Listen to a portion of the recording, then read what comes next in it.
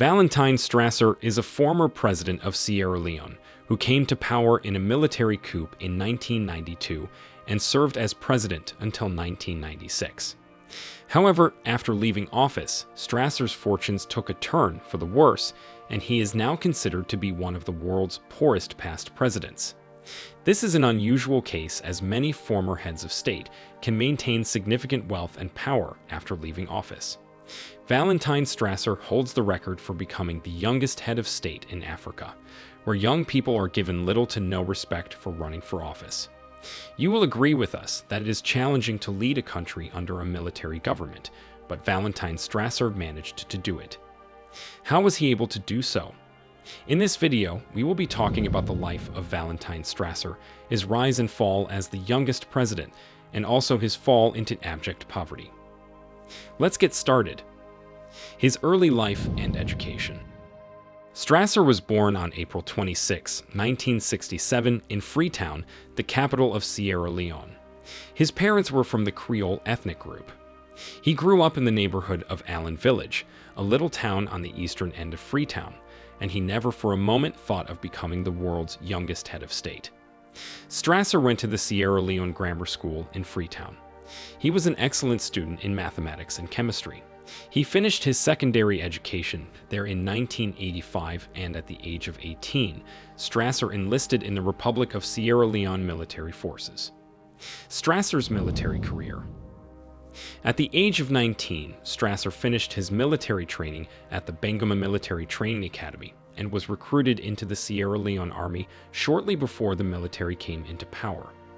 On November 28, 1985, at the end of his term, President Stevens resigned from office, and Major General Joseph Momo, a notoriously inept leader who favored the status quo, was appointed president.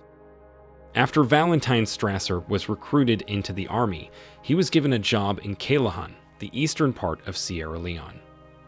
As an army officer, Valentine Strasser was sent to serve in neighboring Liberia as part of a regional peacekeeping mission called Exile. Civil war had broken out there in 1989, and in 1991, Exile was attempting to secure order in the capital of Liberia, Monrovia. After 7 months in Liberia, he returned home, but the war followed him. On the 25th of March 1991, the Revolutionary United Front, under the command of Fode Sanko, started its first attack on the Bwedu villages in the Calahan district. Strasser and other soldiers who were already in military barracks in Calahan were called upon to fight the rebels. The Revolutionary United Front rebels had more weapons because they bought them from Sierra Leonean soldiers and neighbors like Guinea and Liberia with the money they made from the alluvial diamond mines. As the battle with the Revolutionary United Front rebels grew, Strasser and his colleagues ran out of supplies like boots and other important military equipment. They pleaded with the government of Sierra Leone repeatedly to send supplies to aid Strasser and his fellow soldiers in their battle with the Revolutionary United Front, but their requests went unanswered. The soldiers never got their pay on time. With time, they eventually began to feel as if they were being set up to be killed. Thus, in response to repeated requests from a group of young soldiers led by Strasser, decided to remove the president from the State House.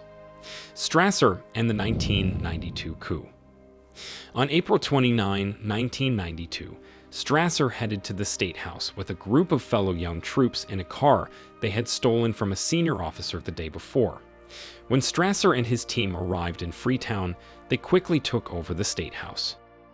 When President Momo saw the soldiers, he quickly went and hid in the bathroom of his lodge. From there, he was put in a helicopter and crossed over the border to Guinea.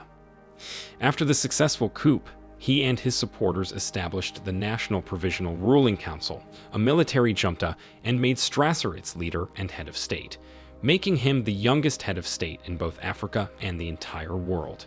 He was the chairman of this council, and his vice chairman was just 22 years old. Valentine Strasser's English was so good well enough to read out a statement on the radio. The coup on April 29 was met with cheers and applause across the nation, and even the foreign community gave him its best wishes. A 25-year-old had saved the nation, which was on the verge of collapsing. Are you enjoying this video? Then like and subscribe to the new Tourist channel. Do not forget to turn on notifications so you get notified whenever we upload interesting content like this. Let's continue. Strasser's life as president. After the coup, he became the head of state just 3 days after his 25th birthday. Although not everything was right, Strasser's first few months were full of successes. His party, the National Provisional Ruling Council, stated on December 29, 1992, that it had stopped a plot to overthrow him after only 7 short months in power. They claimed that a gang of officers and citizens had stormed the presidential residence at Kabaza Lodge in Freetown. The following day, it was revealed that the 29 coup plotters had been executed following a trial by a military court. As a result of the fatalities, hatred and contempt for the National Provisional Ruling Council quickly grew. After the jubilation of the coup, there was still a war to fight. The rebels increased their amount of territory during their control, including lucrative diamond mines.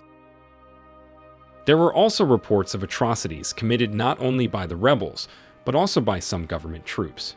During this war, civilians suffered from mutilation, where they had their ears, lips, and limbs cut off. Children as young as 12 were enlisted to fight in the war with the Revolutionary United Front as part of a recruitment campaign for the army, which was launched by Strasser's government on January 1994. Consequently, the army's size increased from 5,000 in 1991 to 12,000 in 1994. Strasser's government allowed journalists and regime critics entry to the Criminal Investigation Department and prisons to control the media. Freedom of the press was limited, and journalists were imprisoned. His overthrown from power. The people began to recognize Strasser's government for what it truly was as the years passed. The country grew weaker with each passing day. The rebel war had spread into some places that had never been attacked, even during the incompetent Momo administration. Strasser went for a routine government meeting that was also attended by his second-in-command Julius Maada Bio. According to Strasser's stories, he entered the meeting without his security detail, so there was nothing he could do when Julius Bio drew a gun from under the table and pointed it at him. Following Valentine Strasser's overthrow by his second-in-command, the United Nations arranged for him to leave Sierra Leone and attend Warwick University in the United Kingdom. However, after 18 months, Strasser dropped out. The United Nations gave in to pressure from advocates who charged the Strasser regime with several unlawful deaths. The former youngest president moved to London after losing his job and becoming homeless. There he led a nomadic life while waiting for his immigration application to be granted. After his location and past actions were made public by British newspapers 2 years later, the former world's youngest head of state fled to Gambia as people began to treat him with disrespect.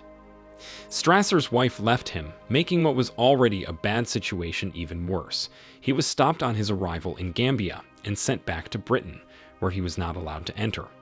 Then he made his way back to Sierra Leone, where he lived in poverty with his mother in Grafton, a seaside village near the peninsula, on a small pension. While with his mother, Strasser developed a serious illness. He was taken to Ghana for medical attention on January 2019. His left leg was amputated during treatment, but he was stabilized and stayed in the nation for more than a year before he was allowed to return home to a brand new house thanks to President Julius Maada Bio. It is surprising that President Bio, with whom he had a strained relationship, spearheaded his medical treatment overseas and has now capped it all off by giving him a house of his own. In the absence of any explanation, we assume that the president used his funds to rehabilitate a colleague who had fallen on hard times. While many pity him as a glamorous liberator who has now fallen on hard times, there are others who have never forgiven him and his colleagues for extrajudicial killings and other actions that may have affected friends and acquaintances. The former government had brought permanent poverty and suffering to its citizens, and as such, it needed to be changed. Unfortunately, nothing changed under the new government led by Strasser.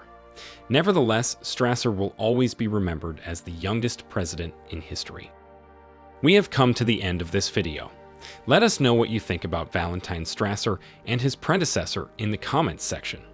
Also, like and subscribe to the new Tourist channel and turn on notifications so you get notified whenever we upload interesting videos like this. Thanks and see you in our next video.